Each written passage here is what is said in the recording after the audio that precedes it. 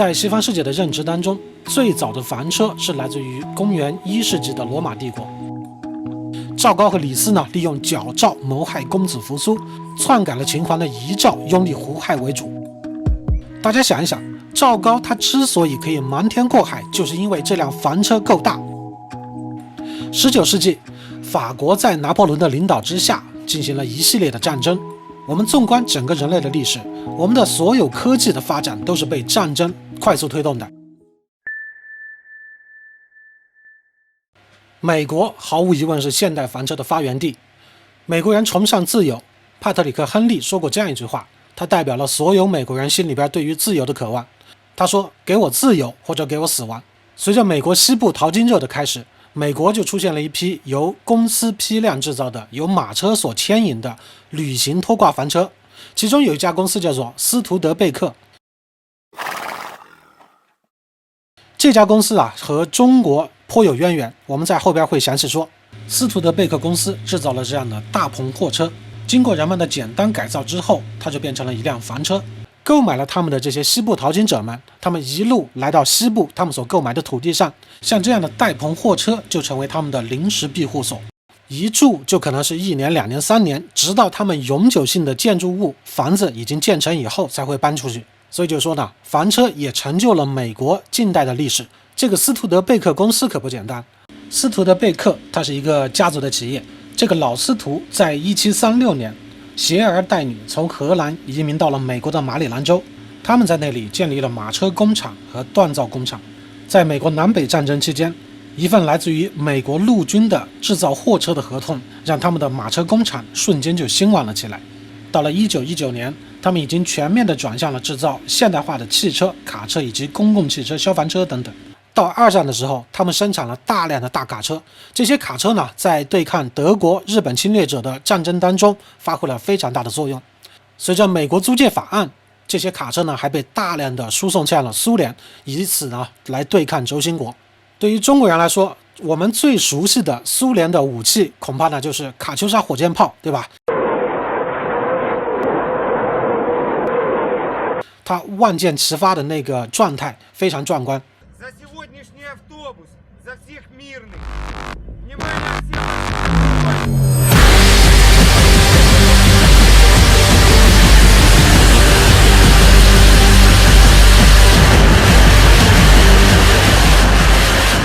可能很多朋友不知道，卡秋莎火箭炮它所用的运载底盘就是斯图德贝克公司所生产的大货车。除此之外，斯图德贝克公司的大卡车还被大量的引进到了中国，成为2战时期滇缅公路上边使用最多的运载工具。它同时在欧洲战场和亚洲战场上都为反法西斯战争做出了巨大的贡献。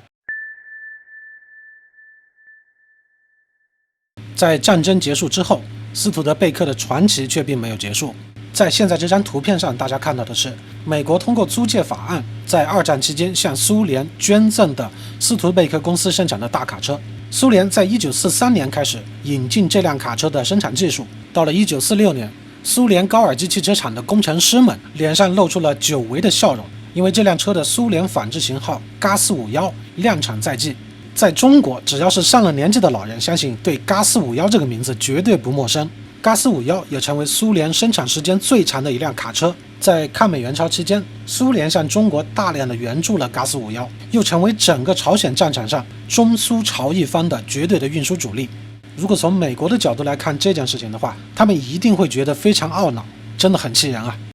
时间来到1957年，中国的第一机械工业部汽车工业局决定让南京汽车修配厂来仿制嘎451，它的仿制型号被命名为跃进牌大卡车。到了今天，跃进大卡车在中国仍然是一个家喻户晓的品牌。这就是斯图德贝克传奇的故事。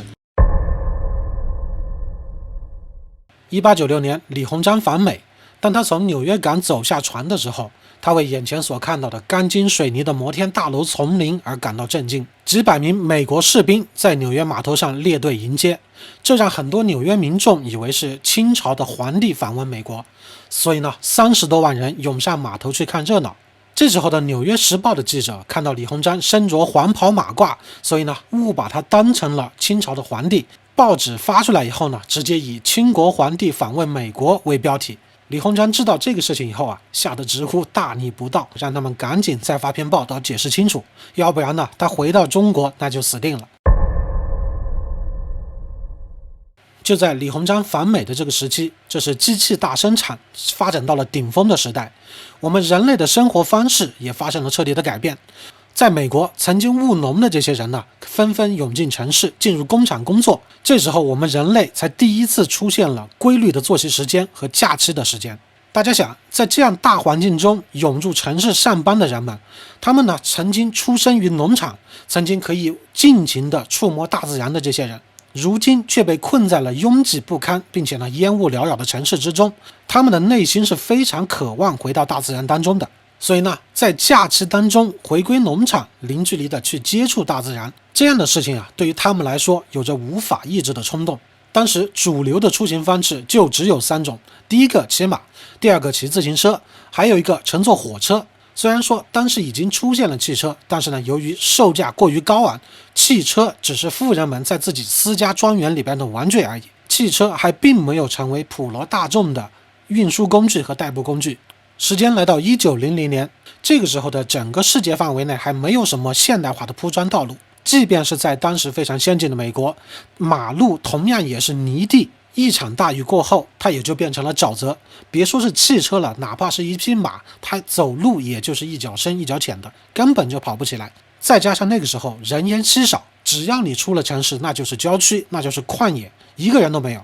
在路上也没有像现在一样那么多的饭馆酒店，所以呢，当你跨城市旅行的时候，别说是住店，就算是在路上想吃2个炒菜也是很难的事情。当然了，美国人他肯定也不惦记炒菜这事儿，但是呢，他惦记喝一口热咖啡吧。退一步来说，就算自己带点面包干粮可以对付2口，凑合解决一下吃饭问题，但是呢，碰到住宿他就没办法凑合。当时的美国也没有像现在遍地都是的汽车旅馆，想要住宿就必须进到城市里边的酒店，想要在荒郊野地的半路上去住店，那几乎是不可能的事情。在西方国家的酒店啊，它的前身是为旅行者提供食宿马厩的客栈，也就是 inn。 相信小酒馆这个名字大家一定非常熟悉，它就是现代酒店的前身。小酒馆这个名字经常出现在各种电脑游戏里边，在里边呢，你可以吃饭、住宿、购买武器、典当物品，还可以雇佣军队。所以说，酒店的前身它就是一个鱼龙混杂之所，它并不是单纯住店的一个地方。当发展到近代以后，酒店的定位呢，它都是豪华建筑，都在大城市里边。就比如说我们现在经常能听到的希尔顿酒店，以及稍晚一些传进中国的，比如说上海和平饭店之类的。不管你是黑道白道，进到和平饭店里边都得规规矩矩的给杜月笙一个面子，只要你不打不闹，吃饭住宿谈事情随你。出了饭店大门之后，你们要火拼干什么不拦着你。所以就说现代酒店的定位，它并不是单纯为住店而生的，对于这些单纯的旅行者，只是要找个地方落脚住宿的人来说，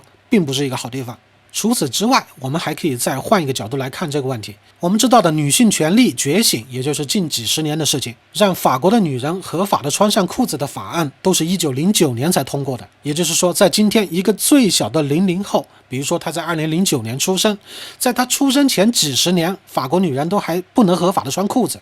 那么可想而知，在那个时候的酒店，那它完全就是花花公子们的聚会场所，是大老爷们们谈生意找快乐的地方。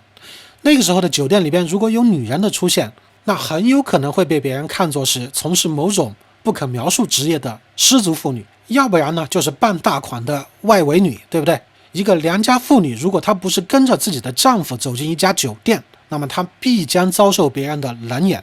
那个时候的酒店，除了说不欢迎这样单独住店的女性之外，对于说一个单纯想要住店的男性，他同样是拒绝的。为什么这么说呢？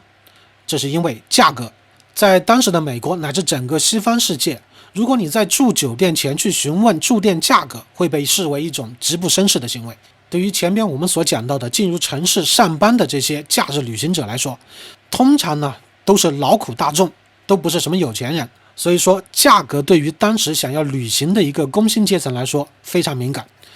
在这里呢，我们再提一下所谓的绅士文化。按道理说，当年背井离乡，乘坐着五月花号来到北美定居的第一批欧洲移民们，他们当年在欧洲都是一些失去土地的农民，生活贫困的工人以及受宗教迫害的清教徒们，他们都是些真正的无产阶级。就这么的一群穷光蛋建立起来的美国，照理来说他都会痛恨那些所谓的绅士阶级的贵族习性吧。那么为什么由这些人所建立起来的美国同样也会有这种绅士文化的荣辱观呢？我觉得它主要的原因来自于资本主导着整个世界，有钱人主导着文化输出，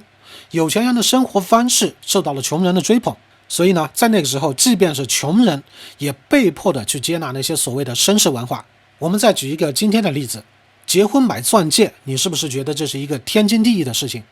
你有没有想过这个事情哪里有不对的地方？那么凭什么这个事情会被当成理所当然呢？这就是被潜移默化的资本的力量改变了你的认知。我们都知道，钻石矿呢都掌握在犹太人的手上，他们严格的控制着每年的开采量，以此呢保证整个世界范围内钻石的价值。和钻石相关的故事啊，以后我有机会单独开一集来专门讲。大家看，你是不是也被潜移默化的植入了这种消费方式？所以就说，在1900年的美国，哪怕是一个工薪阶层想要去住店，当你的行李被这个服务生推进房间之前，你根本都不知道你兜里边的钱够不够付这一晚的房费。所以就说，哪怕距现在只有100多年前，我们已经拥有了火车、汽车，但是呢，旅行仍然不是一件容易的事情，仍然不是对所有大众开放的一件事情。好，前面呢给朋友们铺垫了那么多，其实呢就是讲清楚了一个全世界的大环境，对于房车的大环境。当人们有了出去旅行的需求，但是却没有完善的硬件设施的时候，其实上就等于是有需求，但却没有市场，没有人做产品。于是呢，房车就迅速填补了这样的空白，在短短的几十年时间里边，迅速的开始发展起来。房车文化也从美国迅速的输出到了全世界。1914年，亨利·福特以及托马斯·爱迪生带着他们的家人一起来到了佛罗里达州进行露营活动。在1年之后，轮胎大亨哈维·费尔斯通也加入了他们的露营聚会。当这些工业巨头凑在一起的时候，他们的这样的聚会呢，就被媒体进行大肆的宣传。就像我前边提到的一样，有钱人他们正在主导着文化的输出，有钱人的生活方式也将会受到穷人的追捧。所以呢，在这些社会精英的鼓吹之下，房车旅行、露营生活不再是吉普赛人的逃难的方式，而是被贴上了富豪们的生活方式的标签，瞬间呢就变得高大上起来。当然了，对于福特、对于爱迪生来说，他们做这一切都是有目的的，他们这是为了自己的生意。其实呢，他们的潜台词就是对这些劳苦大众们说，你们是不是想要买一辆拖挂的露营房车？那么你们是不是顺带得买一台福特的 T 型汽车来牵引它，对吧？当你买了一辆汽车以后，那你是不是要换上4条费尔斯通轮胎？这样呢，你们才能跑得更远，跑得更久。所以就说呢，资本在掌控着整个世界，在掌控着文化的输出。来自中国最早的17名飞行员就是在这个学校里边完成学业并且拿到驾驶执照的，其中就包括中国空军之父杨先义。第5轮这3个字，相信很多人对这个名字呢是摸不着头脑。其实呢，这也是强行翻译背的锅。当我们不用它进行露营的时候，它除了占用着我的车位、占用着我的车库之外，它没有任何用处。